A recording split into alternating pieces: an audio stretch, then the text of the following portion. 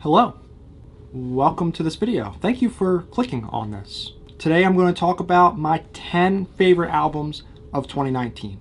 I listened to about 300 individual albums last year, majority of which were released in 2019. I loved the music that came out last year. I was really impressed by quite the majority of the music I listened to.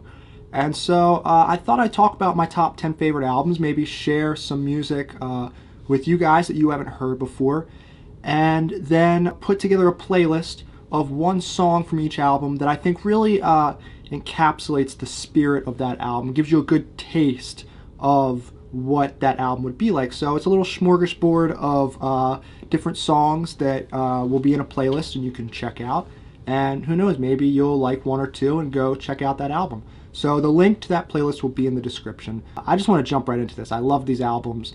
All of these albums are some of my favorites that I've ever really listened to, actually. It was a really, really great year for music, in my opinion. So we'll start with number 10, and that is Case Study 01 by Daniel Caesar. I definitely have my issues with this album, and at times Daniel Caesar comes across as so lustful that it can actually be kind of off-putting to the experience of listening to Case Study 01.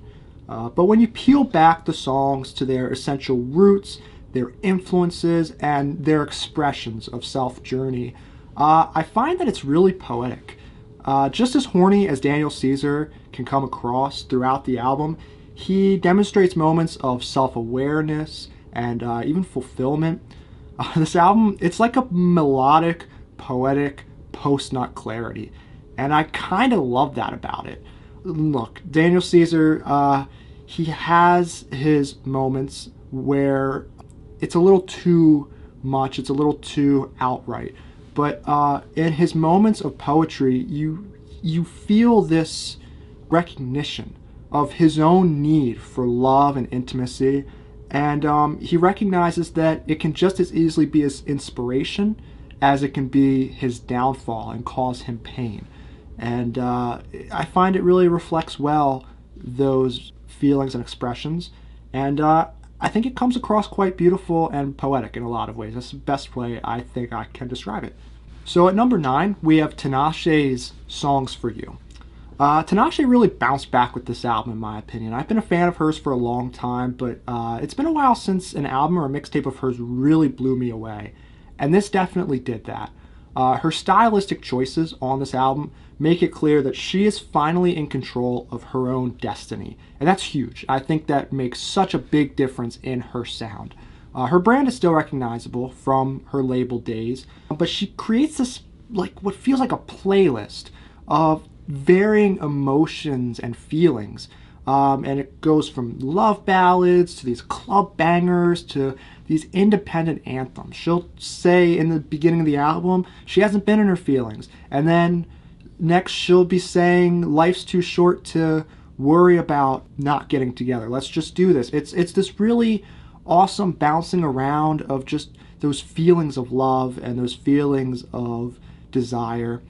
And Tinashe samples a bunch of different sounds when doing this. She doesn't limit her creative vision to just one specific idea or concept, which is an issue I've had with her previous projects. Every piece has these different aspects that really make every song unique on the album. It's like these songs really do feel like they are made for me to surprise me at every turn, and I really do enjoy each and every one of them. So at number 8, we have Supa Bwe's Jaguar. I can't believe this dude hasn't blown up yet, especially given his connections in the industry already. He does a lot of the engineering and production work for some pretty prominent Chicago hip-hop artists, including Chance the Rapper. But Jaguar is just about everything you could want from that melodic trap sound that's really in right now. But at the same time, Supa Bwe doesn't let himself just fit into one mold. He uses his versatility as his strength. Jaguar will transition from these braggadocious melodies into these like just fits of angry rage. They almost remind me of XXXTentacion, but a lot of the things that I thought he did right in his music, Supa Bwe also does quite well. And these transitions will sometimes be in the middle of the song. Like they will be just completely out of nowhere. They really catch you by surprise. Like at one moment, the music, it feels like a warm summer afternoon in Hawaii, and then you'll shift to a song and it's like a cold morning in Chicago. The instrumentals, you feel the warmth, or you feel the coolness of the sound, and it really works quite well. The album's about 24 minutes, so it really does fly by if you ask me. But it's clear that Supa Bwe has done a lot of the legwork for some of these more prominent Chicago acts, because his versatility on Jaguar shows that he just has experience that so many artists don't have and may never get, because Supa Bwe has his hand in so many different styles and influences. So at number 7, we have Mac Ayres' Juicebox. Juicebox is Mac Ayres finally deciding to play to his strengths, and that's huge. His previous albums kind of show points of overthinking where the music kind of is more prominent than the artist himself.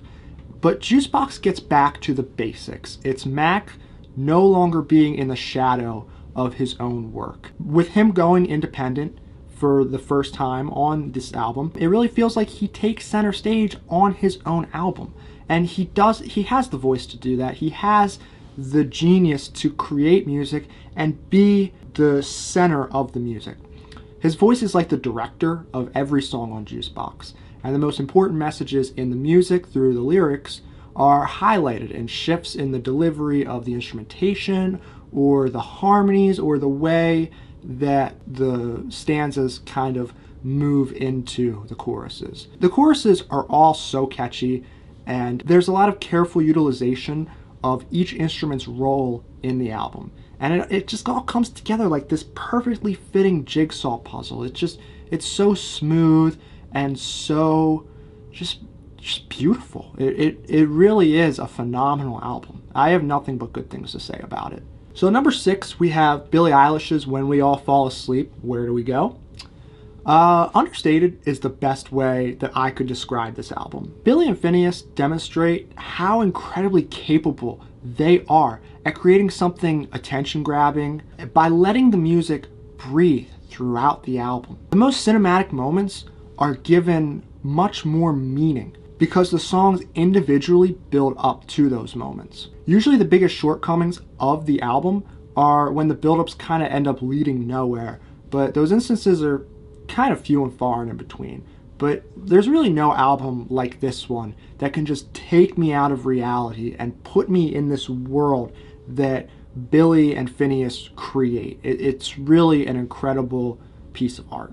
At number 5, we have Kim Petras's Clarity. Have you ever opened a bag of candy thinking you'll just grab like 1 or 2 pieces, and that turns into more and more handfuls, and then before you know it, you've completely emptied the bag until there's nothing left? That's what listening to Clarity feels like. You really you get this sugar rush when you listen to it. You don't even realize the time's going by. It just kind of is happening around you. The songs, they're just so sweet, they're so poppy, and they're fun and enjoyable. Like, I have such a great time listening to this album. It really does feel like just junk food. I don't even know how else to describe it. But on the spectrum of electropop this year, this album definitely leans a bit more conventional in both the production and the vocal presentation. It's your pretty standard synths and vocal harmonies, but it doesn't stop it from really impressing me more and more with every listen. Every song just continues to grow on me. It does everything right when it comes to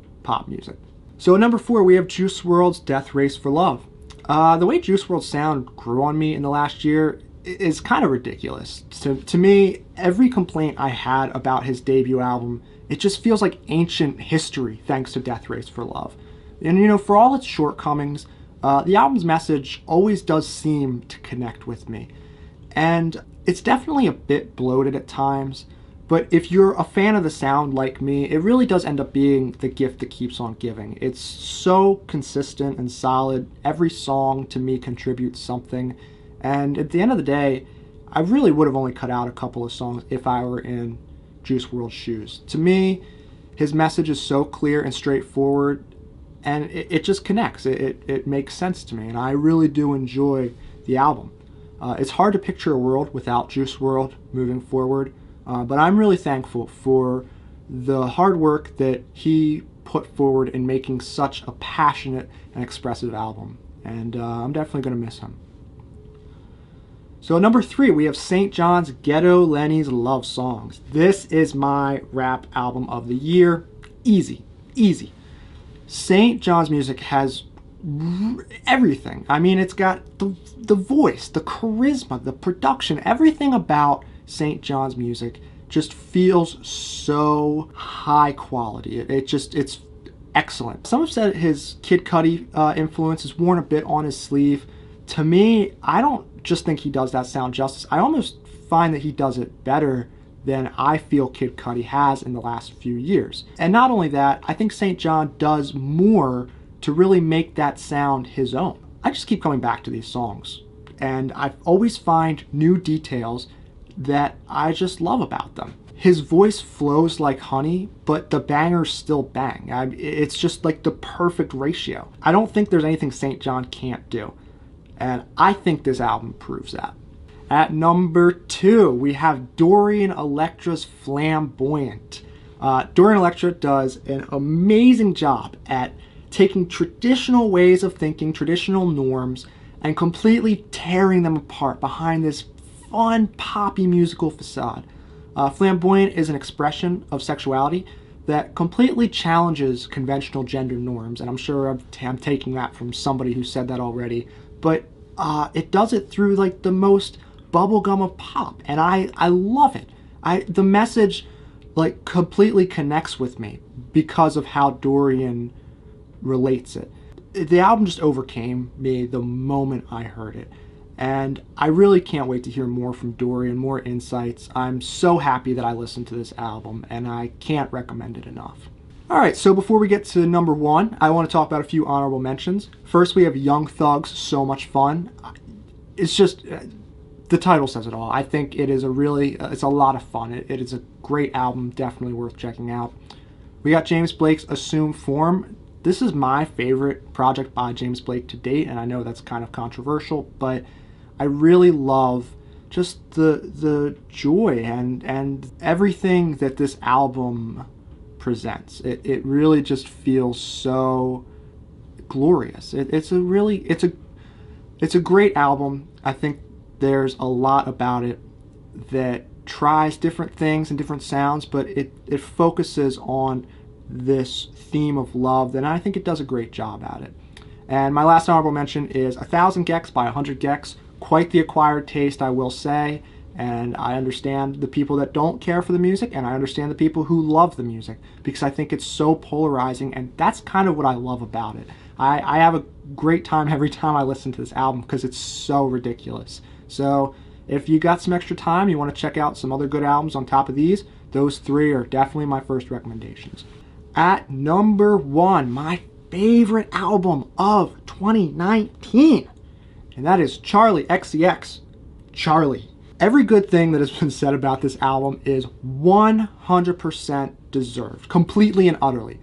I have never had one album open me up to such a entirely new sound and genre the way this album did. Charli uses elements of pop and R&B and these sounds that we all know and love, and like the traditional pop, and she bridges it with this heavy futuristic bass style that just she makes it completely hers. I'm continually floored by how whole this album feels. No concept or idea that I hear on this album sounds like an accident. Everything feels so meticulously planned and put together. I mean, it's just so complete. I don't even think talking about this album's strengths do them justice. If you're going to listen to one album from this list, this has to be the album. There are so many aspects of the design, the structure, the production, the lyricism that just make me continue to love this album more and more with every listen. I really do hope everybody gets the chance to hear this album because to me it's absolutely worth hearing. It has changed the game for pop, and all of the positive feedback and it kind of dominating a lot of year-end lists to me is wholeheartedly deserved because it really changed how I listened to music this year. So those are my 10 favorites. Like I said, the songs that I think best kind of capture the nature of each song will be in a playlist linked in the description, so check that out. And thank you for watching. I hope you enjoyed this. I hope you get to check some of these out. I'd love to hear albums that you love from 2019, because I think there are a lot of albums that didn't even make this list that could have just as easily made the list. So I would love to hear your feedback there. Thank you for watching. Happy New Year. See you in 2020.